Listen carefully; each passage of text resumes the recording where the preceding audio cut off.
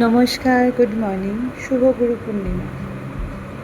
সকালবেলা ছেলেকে স্কুলের জন্য রেডি করে পাঠিয়ে দিয়েছি। মেয়ের আজকে ছুটি, আমিও আজকে অফিস ছুটি নিয়েছি। তার কারণ আজকের এই বিশেষ দিনে প্রত্যেক বছরই চেষ্টা করি ঘরে একটু আমার সাধ্য অনুযায়ী পুজো দেওয়ার জন্য। তা আজকেও যথারীতি চলে গেছে ছেলেকে স্কুলে এগিয়ে দিয়ে এসে। হাজব্যান্ড নাইট ডিউটি ছিল, ফিরলো। ফেরার পথে বাজারে গেলাম, বাজার করলাম, ফল টল নিলাম, নিয়ে ফুল নিয়ে এবার বাড়ির দিকে রওনা দেব।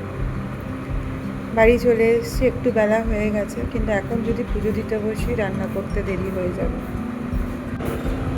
হাজব্যান্ড নাইট ডিউটি দিয়ে যেহেতু এসছে, ওরও দুপুরবেলা খেয়ে দিয়ে একটু রেস্ট নেওয়ার ব্যাপার থাকে, ঘুমোতে হয়। ওই জন্য তাড়াতাড়ি করে আজকে একটু খিচুড়ি করব আর আলুর দমটা বসিয়ে দিয়েছি, ওটা নামিয়ে খিচুড়ি করব।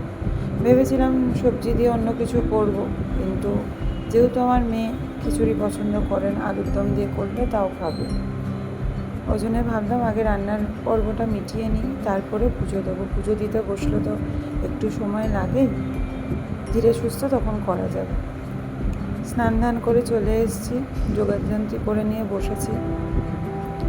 ঠাকুরকে পুজো দেব, দিয়ে তারপরে নিজেদের খাওয়া দাওয়ার ব্যাপার। তোমরা কে কে বাড়িতে পুজো দিচ্ছ একটু জানিও। পূর্ণিমা তো গতকাল বিকেল থেকেই নাকি ছিল, সন্ধ্যে থেকে। তো মা অনেকবার করে বলেছিল, যেহেতু অফিস ছুটি ছিল না, ওই জন্য আর পুজোটার আয়োজনও করতে পারিনি। তাই জন্য আজকে অফিসটা ছুটিয়ে নিলাম, একটা বিশেষ দিন, মনও শান্তি হয়ে যায় এরমভাবে বাড়িতে পুজো দিতে পারলে। ছেলে আস্তে আস্তে বিকেল হয়ে যাবে, ওই জন্য ভাবলাম যে এখন পুজো টুজোগুলো সেরে নিলে ছেলে তো আর পুজোটা এখন দেখতে পারবে না, যেহেতু স্কুলে আছে, ওদেরও একটা স্কুলে আজকে কম্পিটিশান আছে।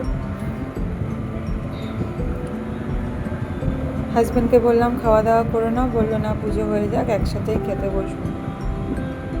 দেখো, মন শান্তি করে গুরুর চরণে পুজোটা দিয়ে দিয়েছি, এবার খেতে বসার পালা।